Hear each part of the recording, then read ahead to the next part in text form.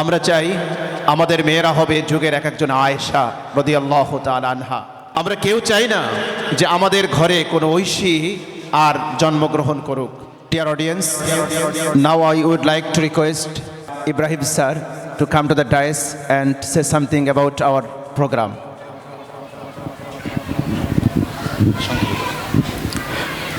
Alhamdulillah, I'm very much pleased and I'm very much delighted to be here today, and I think you can easily thank and carefully your daughter's future, inshallah. I can say that Mufti Abu Muhammad Rahmani is not a name, it's a brand. He is iconic figure of our country. He spreads Islamic activities not only in our country, I think around the world. So it's a very proud of yours that you can feel that you can proud your daughter will be a good alema, good hafiza. Besides that, they will be a good Islamic scholar. They can manage themselves about Islamic knowledge and general knowledge. They can know about themselves according to Islamic rules and Islamic life, that how can I can lead my life, my family, my children in future. I think An-Nur Kindergarten and Hifzul Quran Madrasa, it's a brand of girls madrasa of our country.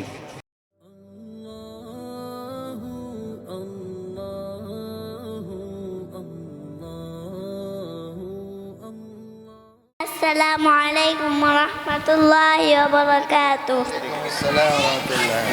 A'udhu billahi minash shaytanir rajim.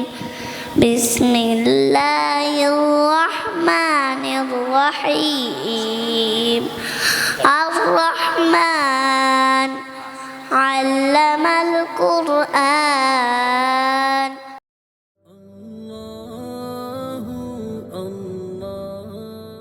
Offer your salat, offer it with jamaat, offer it one time, never do any time. Salat is our duty, it came from Almighty. Salat is good, offer it from boyhood.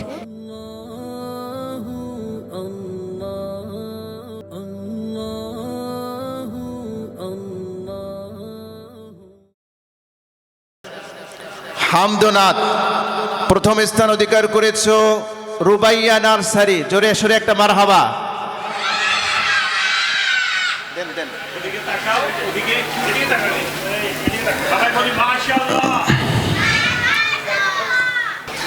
ইংরেজি কবিতা group এ, ইংরেজি কবিতা group এ প্রথম স্থান অধিকার করেছো তাবাসসুম জান্নাত। জোরে সরে মারহাবা,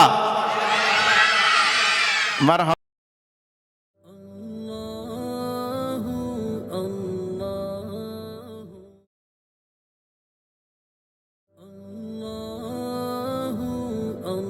আল-নূর একাডেমি, এখানে দুনিয়ার শিক্ষা আখিরাতের শিক্ষা দুটোটাই দেওয়া হয়। বলেন আলহামদুলিল্লাহ। আপনারা দেখলেন ইংরেজি বলতেছে, আরবি বলতেছে, আবার সাথে সাথে বাংলাও, সব কিছুই কি এখানে আছে। এই জন্য আল্লাহ পাকের কাছে দোয়া, আর আপনারা সবাই চেষ্টা করবেন, দোয়া করবেন আল্লাহ পাক যেন আল-নূর একাডেমিকে আল্লাহ পাক যেন কবুল করে। জোরে বলেন আমিন।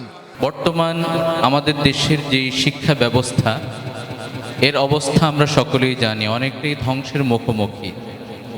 এমন একটা সময়ে আমাদের আলেম সমাজ, স্পেশালি আমাদের বাক্কাতিল মুবারাকার সম্মানিত ইমাম এবং খতিব, উনি সহ বাংলাদেশের আলেম সমাজ শিক্ষার হাল ধরার জন্য এগিয়ে এসেছেন।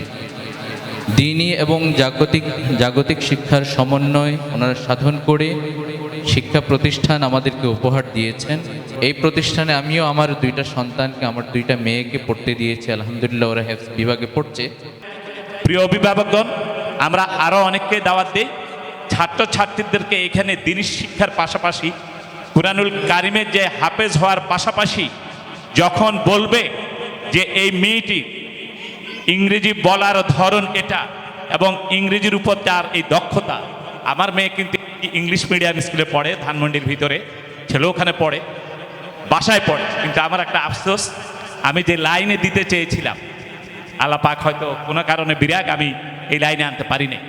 বাট ওখানে তারা যে কালচারে বড় হচ্ছে শুধু একটাই দেখে আমার ঘর দিয়ে বলছি যে বাবা আমি ইংরেজি বুঝি, ইদানিং চেঞ্জ হচ্ছে কঠোর শাসনের কারণে, কিন্তু যে তাদেরকে ডেভেলপ করছে এটা দুঃখজনক। ডেফিনেটলি আমরা মুসলমান, যদি এরকম একটি একাডেমি থাকে অন্তত এখান থেকে তৈরি করে 10 জন 5 জন 3 জনও সারা বিশ্বে ছড়িয়ে যায় ইনশাল্লাহ। যারা আজকে দাবি করে যে ইংলিশ মিডিয়া, ওরাই শুধু ইংরেজি জানে, বাকিরা জানে। কোরআনুল কারিমে যারা হাফেজ হতে পারে তারা ও লেভেল এ লেভেল যারা করে তাদের থেকে অনেক দক্ষতা রাখবে। আল্লাহর দরবারে শুকরিয়া যে আল্লাহ পাক আমাদেরকে এই ধরনের একটা প্রতিষ্ঠানের সাথে সম্পৃক্ত থাকার সুযোগ করে দিয়েছেন। যখন শিক্ষার নামে আমাদের জাতিকে কুশিক্ষা দেওয়া হচ্ছে, যখন সংস্কৃতির নামে অশ্লীলতা নির্লজ্জতা ছড়ানো হচ্ছে, যখন কালচারের নামে বেহায়াপনাকে প্রমোট করা হচ্ছে, তখন এই ধরনের প্রতিষ্ঠানে ছাড়া আমাদের বাচ্চাদের ভবিষ্যৎ আমরা চিন্তাও করতে পারি না। কারণ আল্লাহ রাব্বুল আলামিন আমাদেরকে পাঠিয়েছেন আমরা যেন দুনিয়াতে সুসভ্য একটা জাতি হিসেবে, সুসভ্য মানুষ হিসেবে যেন আমরা নিজেদেরকে গড়ে তুলতে পারি। আমরা আসলে কি চাই? আমরা কি চাই? আমার সন্তান অনেক বড় শিক্ষিত হোক, এটা যেমন চাই, এর চেয়ে বেশি চাওয়া হলো আমার সন্তান ভালো মানুষ হোক, এটা চাই। অনেক সার্টিফিকেট থাকলেই সে ভালো মানুষ হয় না। আমরা দেখেছি সার্টিফিকেটধারী, বিগত দিনে আমরা দেখেছি সার্টিফিকেটধারী মানুষেরা এদেশের হাজার হাজার লক্ষ লক্ষ কোটি টাকা চুরি করে বিদেশে পাচার করেছে। সুতরাং সার্টিফিকেট থাকলেই ভালো মানুষ হয় না। সুতরাং আপনার আমার সন্তানকে যদি জান্নাতের পথ দেখাতে হয়, আপনার আমার সন্তানকে যদি জান্নাতি বানাতে হয়, কোরআন হাদিসের বাইরে যাওয়ার কোনো সুযোগ নাই। আপনি সন্তানকে ডাক্তার বানাবেন, ইঞ্জিনিয়ার বানাবেন, তাকে আপনি কি আর্মি অফিসার বানান, পাইলট বানান, সচিব হোক, ভূগোল বিজ্ঞানী হোক, রাষ্ট্রবিজ্ঞানী হোক, কোনো সমস্যা নাই, আগে ভালো মুসলমান বানাইতে হবে।